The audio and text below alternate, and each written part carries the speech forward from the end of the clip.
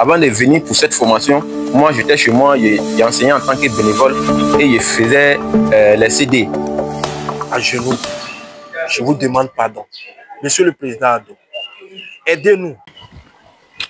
Citoyens, citoyennes, bonjour. Nous sommes aujourd'hui le jeudi 27 mars 2025 et nous venons vous présenter la situation de 5000 jeunes qui ont été recrutés par le ministère de la Jeunesse afin d'être formés au métier des sports et insérés après la formation. Écoutez leurs témoignages et nous vous reviendrons.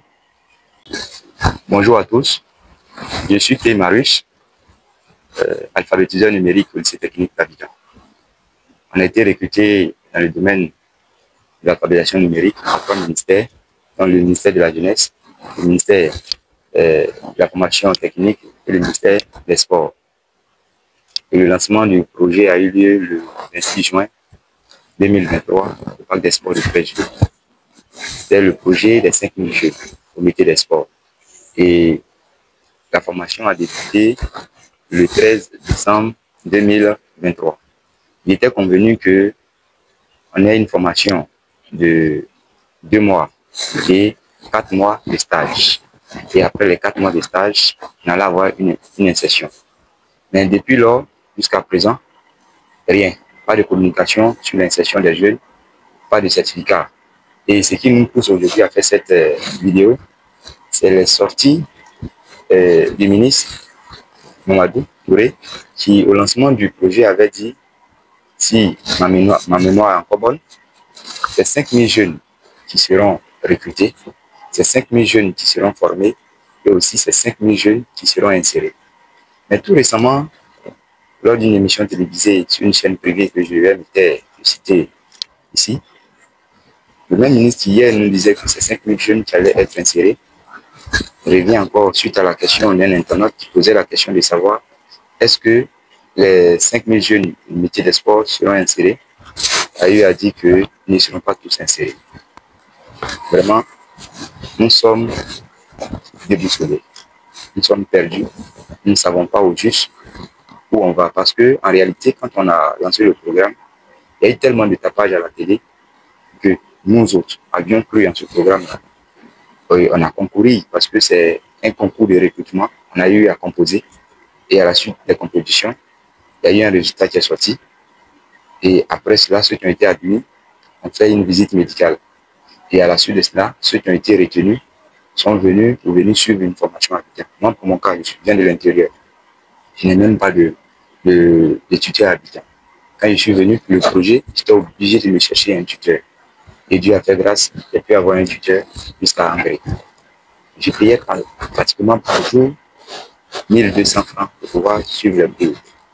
Et j'ai pu faire ça par la grâce de Dieu avec le soutien de mes amis et de mes parents qui m'ont soutenu jusqu'à ce que j'arrive à finir la formation. Et j'ai fini la formation. Pour ma grande surprise, une formation, on m'avait dit que j'allais être formé, être inséré. J'ai fini la formation, j'ai fini de faire mon stage. Sauf erreur de ma part, partout où on a été faire les stages, même sur les différents établissements où on a eu à passer, c'est avec appréciation que ceux qui nous ont encadrés nous ont dit au revoir. Mais aujourd'hui, à notre grande surprise, on a fini de faire les stages jusqu'à présent. On ne nous appelle pas pour nous développer, pour s'occuper. On ne nous parle pas d'insertion. Et vraiment, nous sommes désorientés. On fait cette vidéo-là parce que nous sommes désorientés et les 5000 jeunes veulent que le gouvernement arrive à tenir compte de ce qu'eux-mêmes avaient dit avant de lancer le programme. On veut demander au gouvernement de respecter la parole donnée. Vraiment, c'est tout ce qui fait qu'aujourd'hui, on se tient devant cette caméra pour exprimer notre ras-le-bol. Et je vais aussi ajouter que on est resté presque 7 mois sans avoir de communication autour du projet. Il a fallu qu'on ait une vidéo d'une dame de la société civile. Et les jours qui ont suivi, le ministre de la Jeunesse appelle un groupuscule de jeunes dans son bureau pour venir défendre les causes des 5000 jeunes. Pourtant, ces jeunes ont été appelés par le ministre. Les 5000 jeunes ne se reconnaissent pas. On a constaté que c'est des gens qui sont manipulés pour pouvoir défendre eux leur cas et laisser les autres. Mais, à partir d'aujourd'hui, on lance un message aux autorités. S'ils ont besoin de s'adresser aux 5000 jeunes, nous allons faire notre AG. Et à la sortie de notre AG, on va leur mettre à disposition le bureau qui représente légalement ces 5000 jeunes. On va leur adresser des notes à leurs différents ministères pour que si désormais ils ont une rencontre avec ces jeunes-là, que ça passe par ces décideurs-là. Donc, au sortir de l'AG, on va leur faire parvenir notre bureau. Vraiment, je vous remercie. Je suis Kwame Gérard à l'état civil. Je fais, comme on dirait, cette vidéo aujourd'hui parce qu'il y a une situation qui est, on va dire, délicate. Mais avant, il faut dire que je suis membre des apprenants des 5000 jeunes recrutés par l'État pour les métiers du sport. J'ai suivi la formation en tant que gestionnaire d'équipement et installation sportive. J'ai fait ma formation au lycée technique de Cody à Abidjan et par la suite affecté pour les stages à San Pedro Laurent. Voilà, stage Laurent, beaucoup de San Pedro. Et il faut dire que ce n'a pas été facile. Non seulement j'ai été surpris de cette affectation, mais il fallait aussi avoir un tuteur.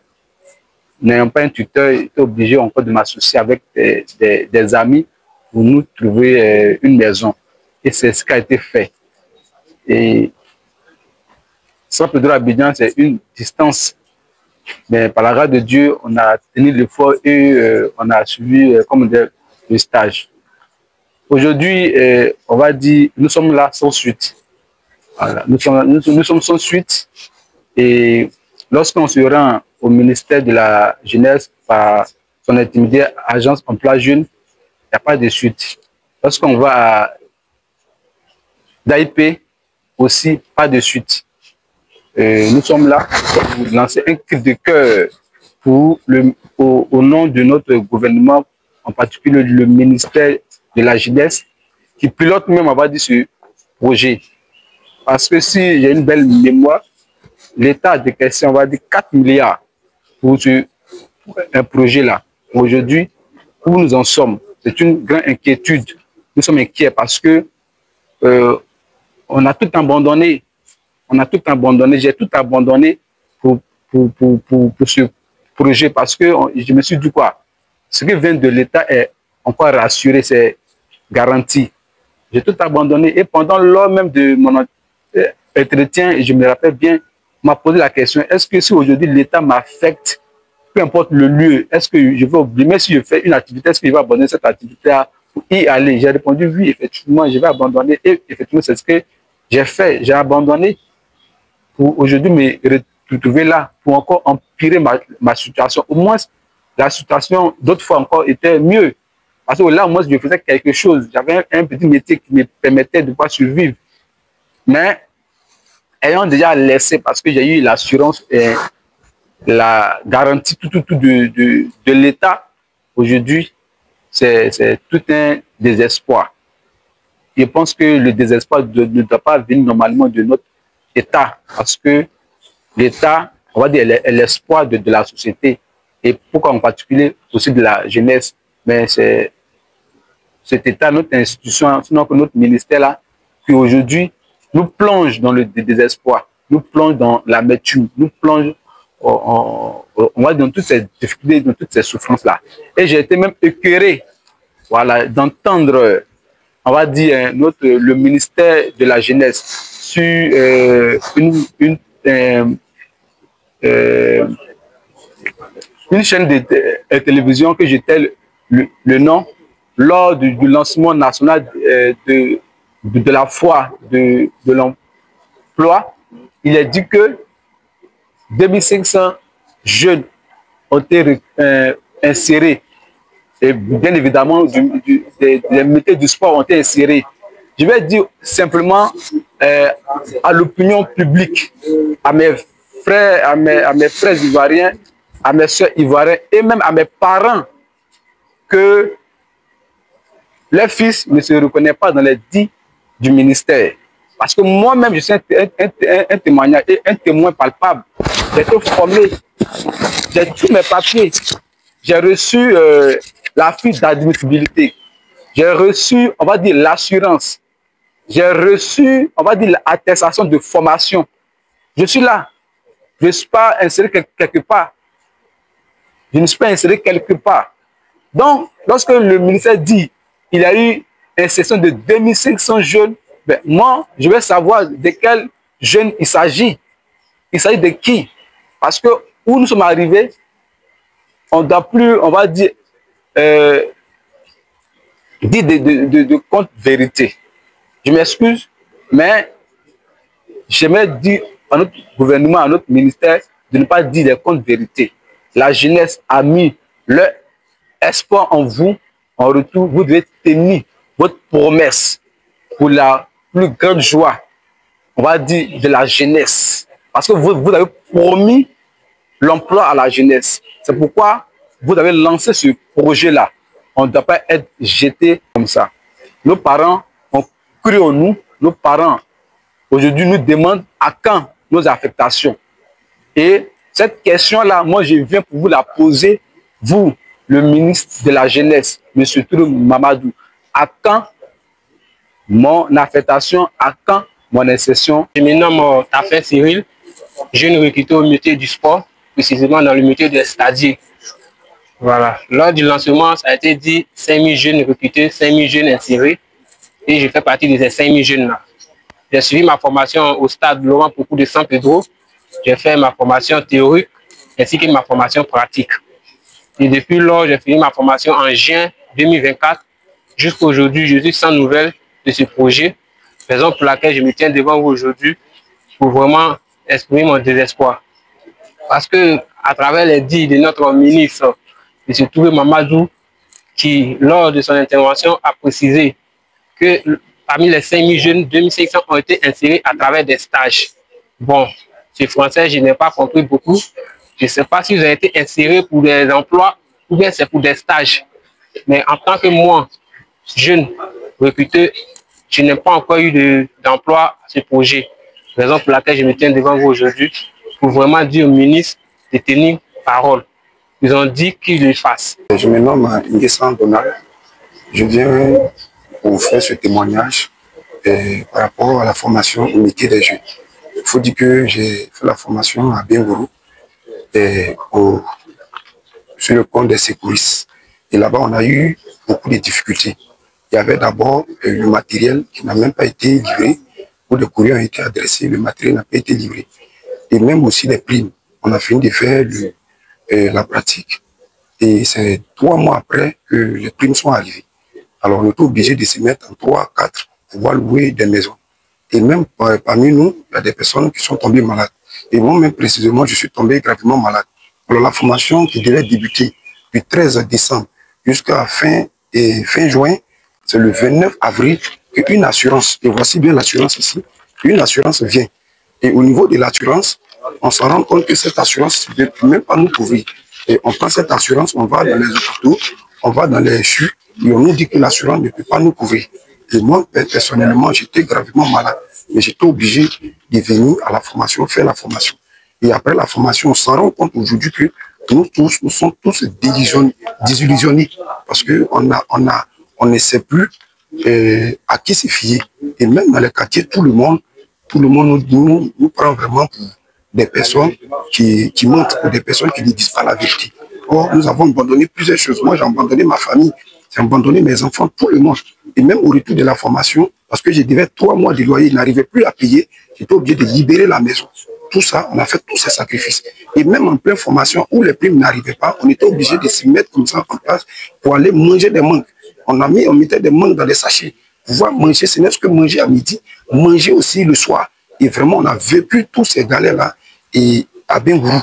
Et j'aimerais aussi remercier tous ceux qui ont fait l'effort de nous former avec les cœurs, malgré les courriers qu'ils ont adressés. Et du passage, j'aimerais préciser qu'on a même fait notre uniforme, parce que les tenues, les équipements, rien n'est arrivé. Puisqu'on avait l'amour de la chose, on a nous-mêmes confectionné nos tenues pour pouvoir aller faire des stages. Au fil de tout ce que nous avons fait comme sacrifice, aujourd'hui nous sommes vraiment déçus de ce qui se passe. Je vous remercie beaucoup. Moi, c'est Kofi Bois Valérie, alphabétiseur numérique pour le programme des 5000 jeunes. Moi, dans mon cas, je suis devant cette caméra aujourd'hui pour informer la population et surtout parler à M. le ministre et à tout le gouvernement. Moi, dans mon cas, j'étais à Bongouanou. J'ai passé ce test et j'ai été admis. Je suis venu à Abidjan. Une fois à Abidjan, je n'avais pas de tuteur. J'étais obligé, comme j'avais vraiment ce projet à cœur, j'étais obligé d'aller me prendre une maison. Étant dans cette maison, malgré que les primes n'arrivaient pas à temps, mais je m'arrangeais au moins pour solder. Et depuis un certain moment, c'est compliqué. C'est compliqué, je n'arrive plus à payer la maison. De telle sorte que le propriétaire me dit vraiment ce qu'on ne doit pas dire. Mais compte tenu de la situation, je suis obligé d'accepter. Donc aujourd'hui, je demande à M. le ministre de vraiment penser à notre cas, les 5000 jeunes. Parce que moi, en tant qu'alphabétiseur numérique, avant, quand j'étais dans la région du Monogui, j'exerçais mes activités qui me permettaient d'avoir quelques jetons pour pouvoir subvenir aux besoins de ma petite famille. Mais aujourd'hui, là où je vous parle, même quand je tombe malade, je suis obligé de solliciter quelqu'un d'autre. Ce qui arrive même que souvent, quand on va au village pour des obsèques, on a des connaissances qu'on a laissées là-bas, qui nous posent la question, comme d'habitude, votre affectation sort quand? Et quand on ne répond pas bien, ces gens-là nous prennent pour des imposteurs. Ils disent que c'est quel concours dans cette vie-là, que quand on passe, il n'y a jamais eu d'affectation. Est-ce que lui-là même, c'est sûr qu'il a passé le concours? Il y a des gens même que j'étais même obligé de tirer ma fiche d'admission pour leur présenter, pour leur dire effectivement que j'ai été admis à un concours. Donc vraiment, je me mets devant cette caméra pour demander pardon. Je ne suis pas là pour faire bras de fer avec qui que ce soit. La main qui demande est toujours en bas. Je demande pardon à monsieur le ministre de la Jeunesse de porter notre message à son excellence, monsieur Alassane Ouattara, un monsieur au grand cœur, que je pense bien qu'il peut nous sortir de là, qui nous aide, parce que vraiment on souffre. Et je vous rappelle encore, même étant pendant la formation, il arrivait des fois où je marchais d'Adjamé à Cocody pour suivre les cours, parce que j'avais pris vraiment cette formation à cœur. Et je savais aussi que cette filière d'alphabétisation numérique allait vraiment porter fruit. Parce que ce gouvernement, vraiment, a dit qu'il travaillait pour nous les jeunes. Et nous, on est d'accord à les accompagner. Mais il ne faudrait pas qu'ils nous laissent comme ça en nous abandonnant. Parce qu'on souffre. C'est parce qu'on ne sait pas par quel moyen passer pour croiser le président lui-même. Mais il faudrait que le président sache qu'il a des enfants, des petits-fils et des petits frères qui comptent sur lui. On souhaiterait qu'il nous sorte de là pour que demain, on ne puisse pas être la honte de notre famille. Parce qu'aujourd'hui, les gens se moquent trop de nous. On est malade, on ne peut même pas se soigner. Même pour manger à peine, on a tous les problèmes. Donc, président, venez à notre aide. C'est vous seul qui pouvez nous enlever de cette situation. Président, je me mets vraiment à genoux. À genoux.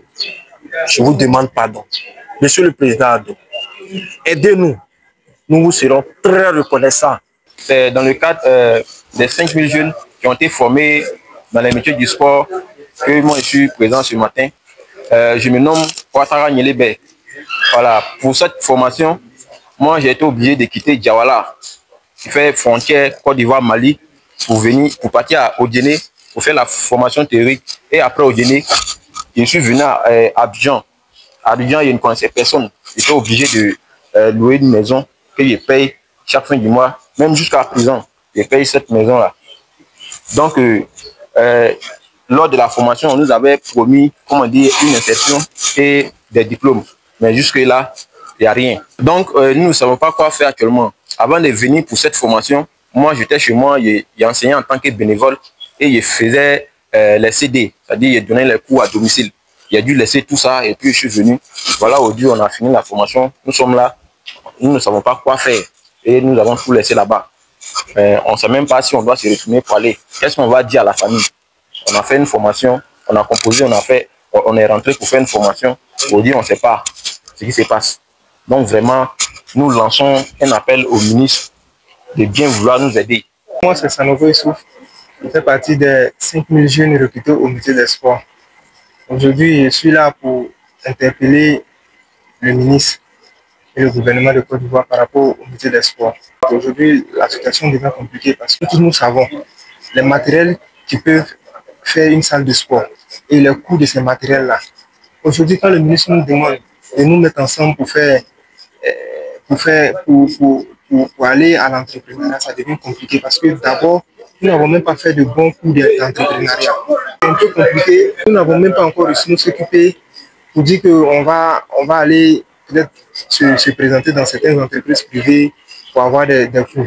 Donc aujourd'hui, c'est vraiment difficile et ça nous va on va dans 2 mois aujourd'hui. Tout est arrêté, tout est bloqué.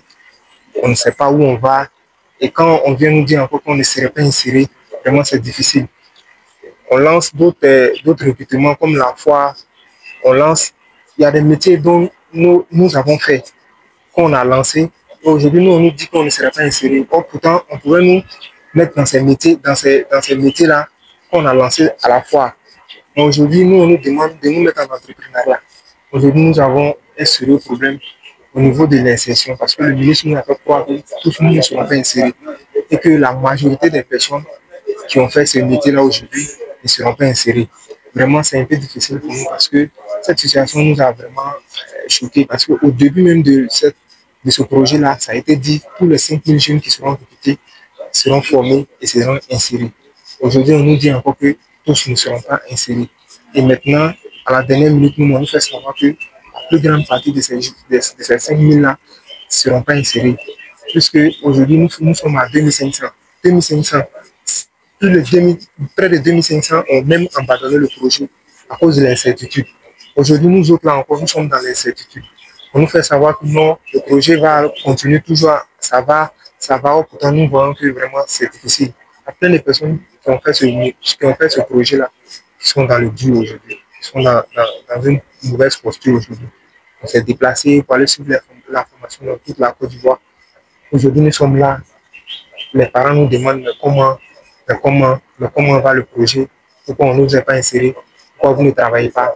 On n'a que à aller dire que aujourd'hui, le ministre vient nous dire que non, on ne sera pas inséré. Nous demandons à toutes nos autorités de bien voir ce projet-là parce que c'est 5000 jeunes qu'ils ont recrutés et aujourd'hui, ça devient un problème. Citoyens, citoyennes, vous avez entendu tous les témoignages. Nous voulons donc préciser que ce focus n'est pas pour défier qui que ce soit. C'est un cri de cœur d'une frange des jeunes qui a mis tout son espoir dans l'État de Côte d'Ivoire et qui aujourd'hui récolte des déboires. Nous voulons donc interpeller les 3 ministères en charge de ce projet afin de prendre les dispositions pour régulariser cette situation. Nous voulons nous adresser principalement au président de la République, qui est le chef suprême de l'administration, afin qu'il prenne lui aussi des dispositions pour que ces jeunes reçoivent non seulement leur certificat de formation, mais qu'ils soient insérés comme cela avait été promis. Cela contribuera en cette période électorale à donner confiance aux jeunes en son programme de gouvernement. Nous vous remercions et à bientôt pour notre prochain focus.